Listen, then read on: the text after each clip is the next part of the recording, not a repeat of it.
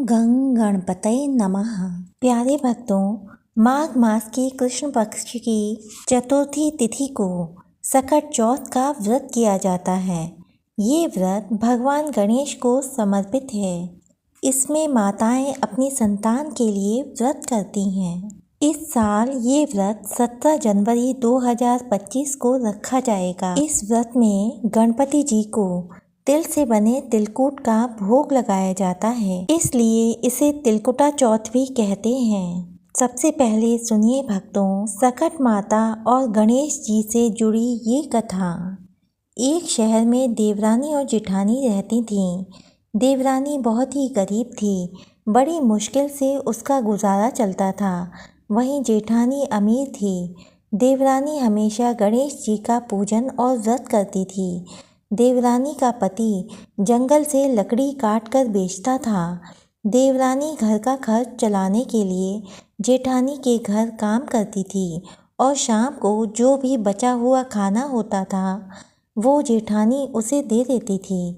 इस तरह उसके घर का खर्च चल रहा था।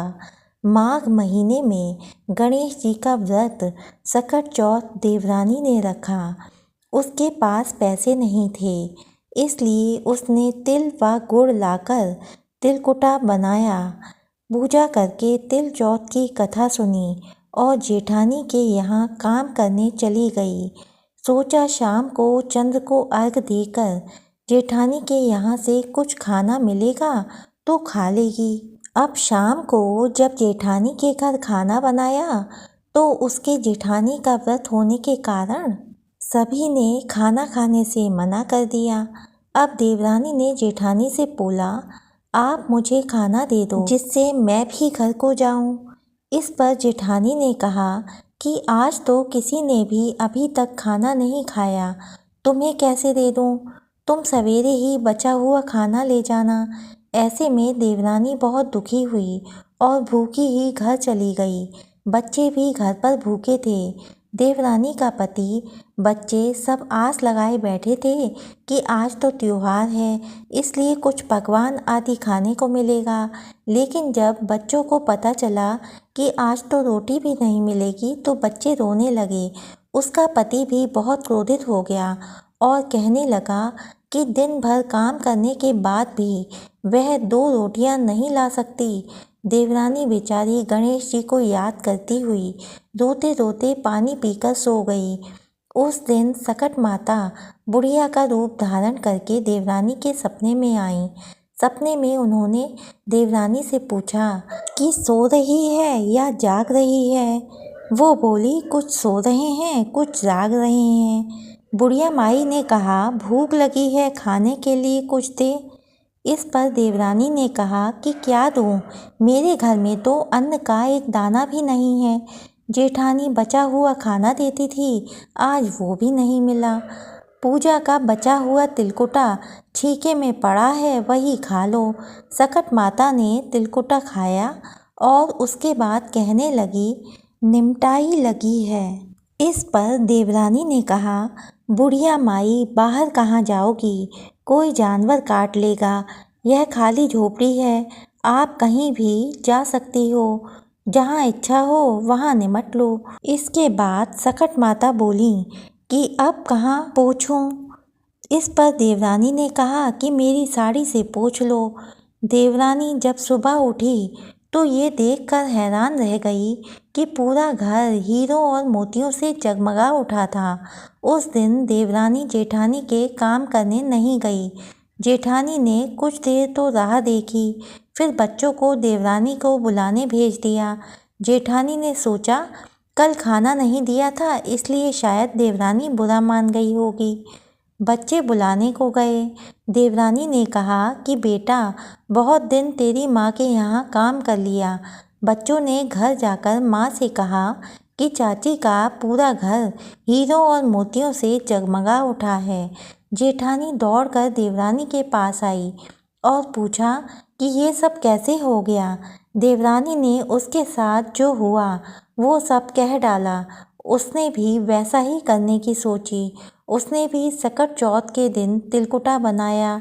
रात को सकट माता उसके भी सपने में आई और बोली, भूख लगी है, मैं क्या खाऊं? जेठानी ने कहा कि आपके लिए छीके में रखा है, फल और मेवे भी रखे हैं, जो चाहे खा लो। उसके बाद कहने लगी, निमटाई लगी है। जेठानी बोली, मेरे इस महल में कहीं भी निपट लो। फिर उन्होंने बोला कि अब पोंछूं कहाँ? जेठानी बोली, कहीं भी पोंछ लो। सुबह जब जेठानी उठी तो घर में बदबू गंदगी के अलावा कुछ नहीं थी। हे सकट माता, मेरी आपसे यही प्रार्थना है कि जैसे आपने देवरानी पर कृपा की, वैसे ही आपकी कथा कहने वाले और सुनने वाले सभी पर वैसी ही कृपा करना, सभी को सुख समृद्धि देना और सबकी संतानों की रक्षा करना। जय गणपति बप्पा, जय सकट माता। अब सुनिए भक्तों, माघ मास महात्म्य कथा का अध्याय 4। श्री वशिष्ठ जी कहने लगे कि हे राजन, अब मैं माघ के उस महात्म्य को कहता हूँ जो कार्तवीर्य के पूछने पर दत्तात्रेय ने कहा था। जिस समय साक्षात विष्णु के रूप में श्री दत्तात्रेय सत्य पर्वत पर रहते थे, तब महिष्मति के राजा सहस्त्रार्जुन ने उनसे पूछा कि हे योगियों में श्रेष्ठ दत्तात्रेय जी, मैंने सब धर्म सुने, अब आप कृपा करके मुझे माघ मास का महात्म्य कहिए। तब दत्तात्रेय जी बोले, जो नारद जी से ब्रह्मा जी ने कहा था, वही माघ महात्म्य मैं तुमसे कहता हूँ। इस कर्म भूमि भारत में जन्म लेकर जिसने माघ स्नान नहीं किया, उसका जन्म निष्फल गया। भगवान की प्रसन्नता, पापों के नाश और स्वर्ग की प्राप्ति के लिए माघ स्नान अवश्य करना चाहिए। यदि यह पुष्ट व शुद्ध शरीर माघ स्नान के बिना ही रह जाए तो इसकी रक्षा करने से क्या लाभ?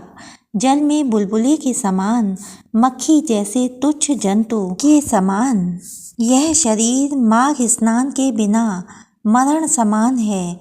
विष्णु भगवान की पूजा न करने वाला ब्राह्मण, बिना दक्षिणा के श्राद्ध, ब्राह्मण रहित क्षेत्र, आचार रहित कुल, ये सब नाश के बराबर हैं।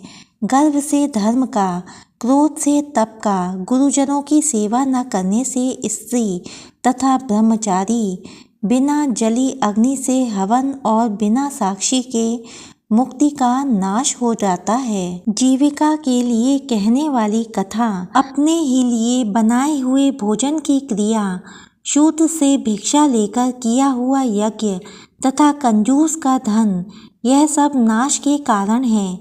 बिना अभ्यास और आलस्य वाली विद्या, असत्य वाणी, विरोध करने वाला राजा, जीविका के लिए तीर्थ यात्रा, जीविका के लिए व्रत, संदेह युक्त मंत्र का जप, व्यग्रचित्त होकर जप करना, वेद न जानने वाले को दान देना, संसार में नास्तिक मत ग्रहण करना, श्रद्धा बिना धार्मिक क्रिया, यह सब व्यर्थ है। और जिस तरह दरिद्र का जीना व्यर्थ है, उसी तरह माघ स्नान के बिना मनुष्य का जीना व्यर्थ है। ब्रह्मघाती, सोना चुराने वाला, मदिरा पीने वाला, गुरु पत्नीगामी और इन चारों की संगति करने वाला माघ स्नान से पवित्र होता है। जल कहता है कि सूर्योदय से पहले जो मुझसे स्नान करता है, मैं उसके बड़े से बड़े पापों को नष्ट करता हूँ। महापातक भी स्नान करने से भस्म हो जाते हैं। माघ मास के स्नान का जब समय आता है तो सब पाप अपने नाश के भय से कांप जाते हैं। जैसे मेघों से मुक्त होकर चंद्रमा प्रकाश करता है, वैसे ही श्रेष्ठ मनुष्य माघ मास में स्नान करके प्रकाशमान होते हैं। काया वाचा मनसा से किए हुए छोटे या बड़े, नए या पुराने सभी पाप स्नान से नष्ट हो जाते हैं। आलस्य में बिना जाने जो पाप किए हों, वह भी नाश को प्राप्त होते हैं। जिस तरह जन्म जन्मांतर के अभ्यास से आध्यात्मिक ज्ञान की प्राप्ति होती है, उसी तरह जन्मांतर अभ्यास से ही माघ स्नान में मनुष्य की रुचि होती है। यह अपवित्रों को पवित्र करने वाला बड़ा तप और संसार रूपी कीचड़ को धोने की पवित्र वस्तु है। हे राजन, जो मनवांछित फल देने वाला माघ स्नान नहीं करते, वह सूर्य चंद्र के समान भोगों को कैसे भोग सकते हैं। ओम नमो भगवते वासुदेवाय। प्यारे भक्तों, अब तक की कथाएं सुनने के लिए आपका बहुत बहुत धन्यवाद। इससे आगे की कथाएं सुनने के लिए हमारे चैनल को सब्सक्राइब करें, वीडियो को लाइक करें। जय श्री कृष्णा, राधे राधे।